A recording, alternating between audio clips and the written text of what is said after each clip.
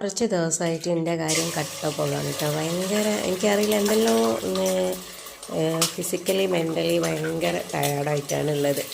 അപ്പോൾ ഇത് മന്തി ഉണ്ടാക്കിയിരുന്നു കേട്ടോ തലേ ദിവസം. അപ്പോൾ അതിൻ്റെ കുറച്ച് ബാക്കിയുണ്ടായിരുന്നു. അപ്പോൾ ഞാൻ വിചാരിച്ചു ഫ്രൈഡ് റൈസ് ഉണ്ടാക്കാമെന്നുള്ളത്.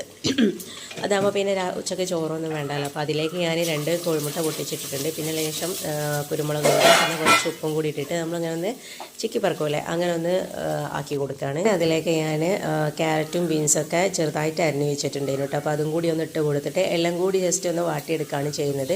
അപ്പോൾ ആ ഒരു വെജീസൊക്കെ ഒന്ന് വെന്ത് കിട്ടിയാൽ മതി കേട്ടോ. പെട്ടെന്ന് പയറും ക്യാരറ്റൊക്കെ ആയതുകൊണ്ട് ബീൻസും ക്യാരറ്റൊക്കെ ആയതുകൊണ്ട് പെട്ടെന്ന് തന്നെ വെന്ത് കിട്ടും.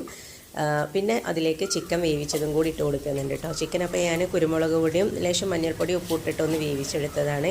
പക്ഷേ കംപ്ലീറ്റ് ആ ഒരു വെള്ളം വറ്റിപ്പെട്ടു. അപ്പോൾ കുറച്ചൊരു വെള്ളം ബാക്കി വെക്കാന്നുണ്ടെങ്കിൽ അത് നമ്മൾ ലാസ്റ്റ് റൈസിലേക്ക് ഒഴിക്കുകയെന്നുണ്ടെങ്കിൽ നല്ലൊരു സ്മെല്ലും കാര്യങ്ങളൊക്കെയാണ്. അങ്ങനെ ബാക്കി ഉണ്ടായ മന്തി ഉണ്ടായിരുന്നു. അപ്പോൾ അതെല്ലാം കൂടി ഒന്ന് മിക്സാക്കി എടുക്കുകയാണ്. അപ്പോൾ അതൊന്ന് ലെവലാക്കി കൊടുത്തിട്ട് ജസ്റ്റ് ഒന്നൊരു ലോ ഫ്ലെയിമിലിട്ടിട്ട് ഒന്ന് മൂടിയിട്ട് കൊടുക്കുന്നുണ്ട് കേട്ടോ. പിന്നെ അതിൻ്റെ മേലേക്ക് കുരുമുളക് പൊടി ഒന്നും കൂടി ഇട്ട് കൊടുക്കണ്ടേ. പിന്നെ നമുക്ക് ഇതാക്കി വരുമ്പം സോയാ സോസും ടൊമാറ്റോ സോസും ഒക്കെ ഒഴിച്ച് കൊടുക്കുക. അപ്പോൾ അത് രണ്ടും എൻ്റെ കയ്യിലില്ല കേട്ടോ. അപ്പോൾ അതൊന്നും ഇല്ലെങ്കിലും ഈ ഒരു ഫ്രൈഡ് റൈസ് നല്ലൊരു ടേസ്റ്റാണ് കേട്ടോ. നമുക്ക് ഈസി ആയിട്ടൊക്കെ ഉണ്ടാക്കാൻ പറ്റുകയാണ്. ഇനിയിപ്പോൾ മന്തി ഉണ്ടാക്കുമ്പോൾ ബാക്കി ഉണ്ടായാലും അത് നമ്മൾ കളയണമെന്നില്ല. എങ്ങനെ ചെയ്യാമെന്നുണ്ടെങ്കിൽ നമുക്ക് കഴിക്കാനായിട്ട് നല്ലൊരു ടേസ്റ്റും കാര്യങ്ങളാണ്. നേരെ വൈകി കഴിഞ്ഞാൽ പിന്നെ എന്നെ സംബന്ധിച്ച് എനിക്ക് ഭയങ്കര മടിയാണ് കേട്ടോ. കിച്ചണിൽ കയറി കഴിഞ്ഞാൽ പെട്ടെന്ന് ഇറങ്ങണം. ഒരു 1.5 മണിക്കൂർ കൊണ്ട് എല്ലാ പണിയും കഴിഞ്ഞ് ഇറങ്ങണം. പക്ഷേ നമ്മളൊരു മടിയൊക്കെ പിടിച്ചിട്ടാണെന്നുണ്ടെങ്കിൽ പിന്നെ എടുത്താലും തീരാത്തൊരു പണിയാണ്.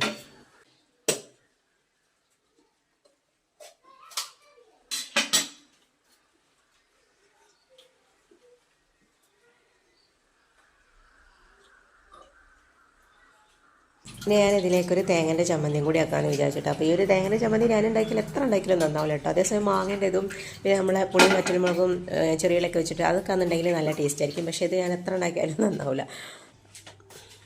പിന്നെ അതിലേക്ക് കുറച്ച് സുർക്കയും കൂടി ഒഴിച്ച് കൊടുത്തിട്ടുണ്ട് കേട്ടോ. പിന്നെ മല്ലിച്ചപ്പൊക്കെ ഇട്ട് ഉണ്ടാക്കാമെന്നുണ്ടെങ്കിൽ ഒന്നും വല്ലാതെ വെറും തേങ്ങ ഞാനും തീരെ സെറ്റാവില്ല. അപ്പോൾ നമ്മുടെ ഫ്രൈഡ് റൈസൊക്കെ ഇവിടെ റെഡി ആയിട്ടുണ്ട്. നല്ല ടേസ്റ്റ് ഉണ്ടായിരുന്നു കേട്ടോ കഴിക്കാനായിട്ട്. എനിക്ക് ഭയങ്കര ഇഷ്ടമുള്ളൊരു സാധനം കേട്ടോ ഇത്. കാരണം വേറെ കറികളോ അതിൻ്റെ ഒന്നും ആവശ്യമില്ലല്ലോ. ഇനിയിപ്പോൾ ചിക്കനും വേണമെന്നില്ല കേട്ടോ. മാഗി ക്യൂബൊക്കെ ഉണ്ടെങ്കിൽ അതിട്ടുണ്ടാക്കിയാലും നല്ല ടേസ്റ്റ് തന്നെയാണ്. പിന്നെ നമ്മൾ ഓരോരുത്തരും ഇപ്പോൾ 10 ആൾക്കാരുണ്ടാക്കുന്നത് 10 തരത്തിലായിരിക്കും അല്ലേ. അല്ലാതെ 10 ആൾക്കാരും ഒരേപോലെ ആയിരിക്കുമല്ലോ ഉണ്ടാക്കൽ. പക്ഷേ എനിക്ക് ഭയങ്കര ഇഷ്ടമാണ് ഈ ഒരു ഫ്രൈഡ് റൈസ് മന്തി എന്നൊക്കെ പറഞ്ഞിട്ടുണ്ടെങ്കിൽ. ഇത് രണ്ടും എനിക്ക് ഉണ്ടാക്കാൻ പഠിപ്പിച്ചത് എൻ്റെ അനിയത്തിയാണ് കേട്ടോ. അപ്പോൾ ഷൈൻ ആദ്യമൊക്കെ എപ്പോഴും ഉണ്ടാക്കിയിരുന്നു. പക്ഷേ ഇപ്പം അങ്ങനെ ഫ്രൈഡ് റൈസ് ഒന്നും ഉണ്ടാക്കില്ല എന്നാണ്. ഞാൻ ഇപ്പോൾ ഇത് സ്ഥിരമാക്കുകയും ചെയ്ത്.